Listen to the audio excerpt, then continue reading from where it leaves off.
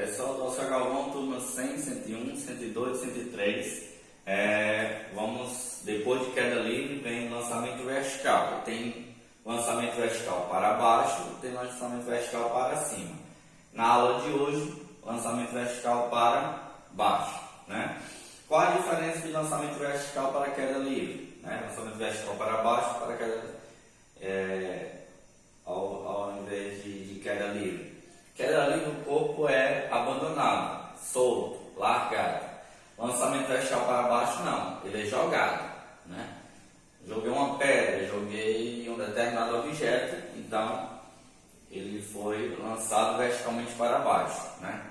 Então, enquanto no queda livre a velocidade inicial é igual a zero, aqui a velocidade inicial vai ter uma determinada velocidade, né? A partir do momento que você lança, ela vai ter uma determinada velocidade até cair ao solo, né? Então eu vou ter tanto a velocidade inicial diferente de zero e a velocidade final, que atinge o solo, diferente de zero, né? Então ela vai cair verticalmente devido à ação da gravidade, né? Que a gente vai colocar orientada para baixo, né? Então a gravidade aqui é maior do que zero.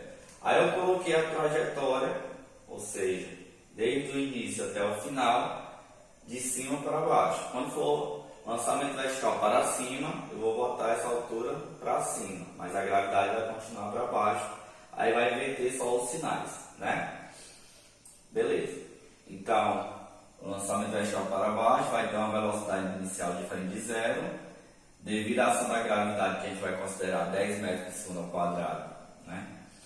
Vai percorrer uma determinada altura até atingir o solo com uma determinada velocidade também diferente de zero. Aí aqui nós vamos ter três formas, que nós vimos no movimento uniformemente variado, e aqui vai alterar só algumas coisas, que era a Torricelli, em que aqui tinha um ar de aceleração, e aqui vai ser a gravidade, que também é a aceleração, que é chamada aceleração da gravidade. E aqui nós tínhamos o S, né, o delta S, que era a distância, a altura, aqui vai ter o Hzão de altura. Aqui nós tínhamos o delta S, o S, S0, nós temos o H. E em todos os lugares onde era A de aceleração, a gente vai ter G de aceleração da gravidade, né? Beleza, então essas três formas. Quando ele não der o tempo na questão, nós vamos usar a primeira forma. Quando ele der o tempo, quiser a altura, essa segunda. Quando ele der o tempo, quiser a velocidade final, essa aqui, né? Beleza.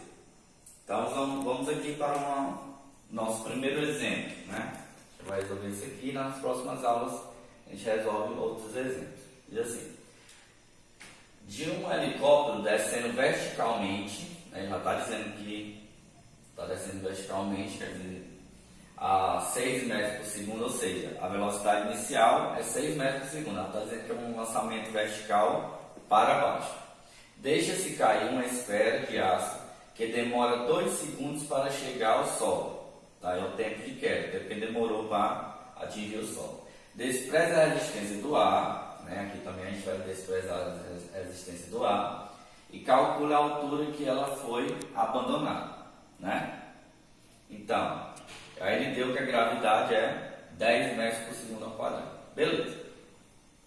Ele deu aqui a minha velocidade inicial, não é isso?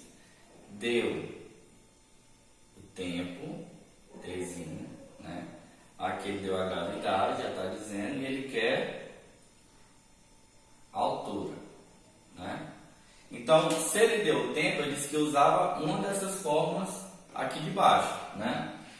Mas como ele quer a altura, então nós vamos usar a segunda forma. Então, Hzão, né? Só colocar aqui, velocidade inicial vezes o tempo, mais a gravidade vezes o tempo ao quadrado sobre 2, né? Quem é minha altura aí, né? É o que eu quero encontrar. Velocidade inicial, 6, tempo 2, gravidade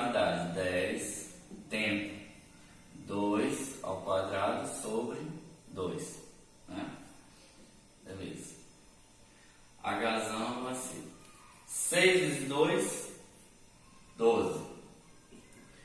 Aqui nós temos multiplicação, potência e divisão. Primeiro é a potência, né?